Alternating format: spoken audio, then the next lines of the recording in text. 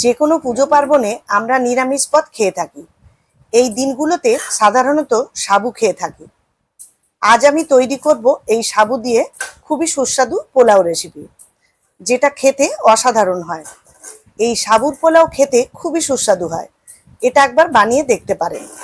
আমার নতুন বন্ধুদের কাছে অনুরোধ রইল আমার চ্যানেলটাকে সাবস্ক্রাইব করে পাশে থাকার। চলুন শুরু করি সাবুর পোলাও। নমস্কার বন্ধুরা, আমি মৌসুমি উইথ মৌসুমি চ্যানেলে সবাইকে স্বাগত। এখানে আমি মেজারিং কাপের একটা বড় দানা সাবু নিয়েছি। এই সাবুটাকে আমি জল দিয়ে 3-4 বার জল পাল্টে পাল্টে ভালো করে ধুয়ে নেব। এই সাবুর ভেতরে যে ময়লা থাকে সেই ময়লাগুলো পরিষ্কার হয়ে যাবে।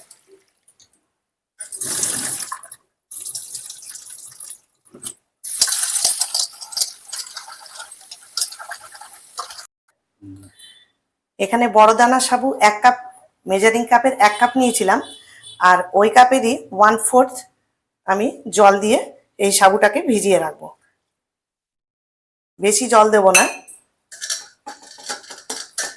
খালি একটু ডুবে থাকবে, এরম ভাবে জলটাকে দিয়ে রাখবো। এবার 1.5 থেকে 2 ঘন্টার জন্য এটাকে একটু রেস্টে রাখবো।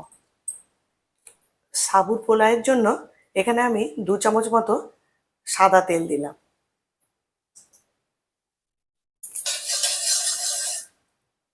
আমি ফ্লেমটাকে এখন লোতে রেখেছি। এবার এখানে কিছুটা চিনে বাদাম আছে, সেই বাদামগুলোকে একটু ভেজে নেব। বাদামটা একটু লাল করে ভেজে নেব। আপনারা ইচ্ছা করলে ভাজা বাদামও ইউজ করতে পারেন। তো আমার কাছে কাঁচা বাদাম ছিল, তাই এই বাদামটাকে আমি একটু তেলের মধ্যে ভেজে নেব। লোতে রেখেই বাদামটা ভেজে নিলে ভালো হবে, আর হাইতে রাখলে বাদামটা পুড়ে যাবে আর ভেতরে কাঁচা থাকবে। তাই আমি লোতে করেই বাদামটাকে ভেজে নেব।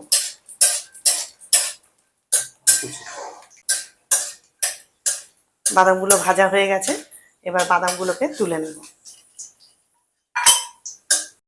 এবার ওই তেলের মধ্যেই 1 চামচ মতো ঘি দিয়ে দেব।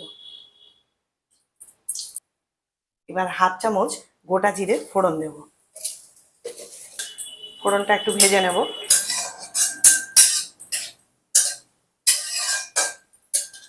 ফোড়নটা ভাজা হয়ে গেছে। 2টো বড় সাইজের আলু ছোট ছোট টুকরো করে রেখেছিলাম, সেই আলুগুলোকে দিয়ে দেব।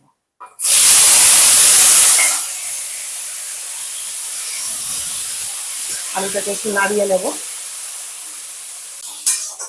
আলুটাকে ভালো করে নাড়িয়ে নিয়েছি। এবার এর মধ্যে কুচনো গাজর, এখানে 2খানা গাজর যেটাকে ছোট ছোট টুকরো করে নিয়েছি, সেই গাজরটাকেও দিয়ে দেবো।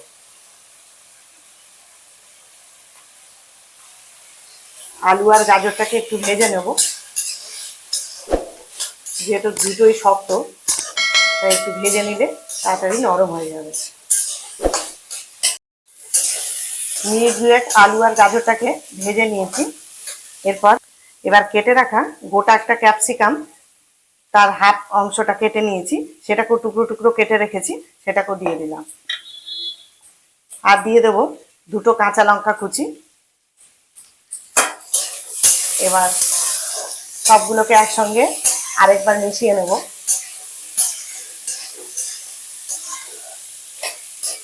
আলু, গাজর আর ক্যাপসিকাম আবার একসঙ্গে মিশিয়ে নিয়েছি। এবার দিয়ে দেব স্বাদ মতো সন্দক লবণ, আর দিয়ে দেব 1/2 চামচ হলুদ গুঁড়ো।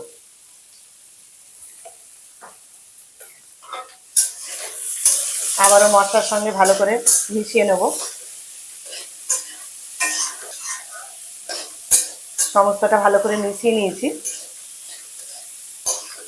আরও খানিকক্ষণ ভেজে নেব এটা, আলুটা যতক্ষণ না সেদ্ধ হয়ে আসছে। আলু, গাজর আর ক্যাপসিকাম ভালো করে ভেজে নিয়েছি। এবার এতে দিয়ে দেবো একটা ছোট সাইজের টমেটো কুচি আর 1 ইঞ্চি মতো গ্রেট করা আদা। আবারও ভালো করে নাড়িয়ে নেব। আবারও ভালো করে এটাকে ভাজবো যতক্ষণ না টমেটো আর আদার কাঁচা গন্ধটা না যায়, ততক্ষণ এটাকে ভাজতে থাকবো।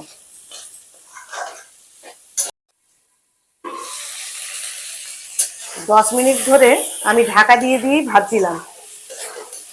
এবার কিছুটা কাজু আর কিশমিশ দিয়ে দিলাম।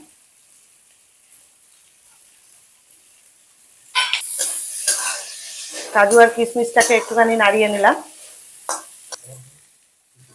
যে সাবুদানাটা ভিজিয়ে রেখেছিলাম, সাবুদানাটা একদম ঝরঝরে মতো হয়ে গেছে। এবার সাবুদানাটাকে এর মধ্যে দিয়ে দেবো।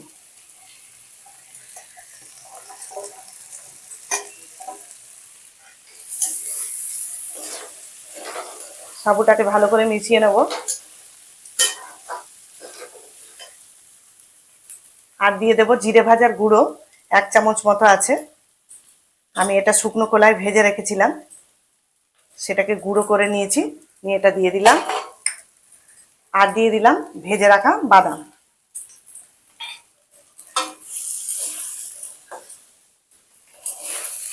আপনারা সব একসঙ্গে ভালো করে নাড়িয়ে নেব। বাদাম, কাজু, কিশমিশ যা কিছু আছে সব ভালো করে, সাবুদানা সব ভালো করে মিশিয়ে নিলাম। একটু পোলাও, তাই পোলাওয়ের মধ্যে একটু মিষ্টি হলে ভালো লাগে, তাই এখানে 1 চামচ মতো চিনি দিয়ে দিলাম। আবার ভালো করে একবার নাড়িয়ে নেব। আমার সাবুর পোলাও সম্পূর্ণ রেডি হয়ে গেছে। এবার ওপর থেকে 1 চামচ ঘি দিয়ে দেবো।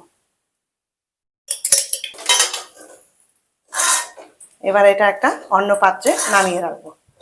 আমার তৈরি হয়ে গেল সম্পূর্ণ নিরামিষ সাবুর পোলাও রেসিপি। যে কোনো দিন এই পোলাও তৈরি করে নিজে ও পরিজনদের খাওয়াবেন। আশা রাখি নিরাশ হবেন না। আমার রেসিপিটি যদি ভালো লেগে থাকে, লাইক ও শেয়ার করবেন আর কমেন্ট করে জানাবেন রেসিপিটি কেমন হয়েছে। আবার দেখা হবে পরের ভিডিওতে।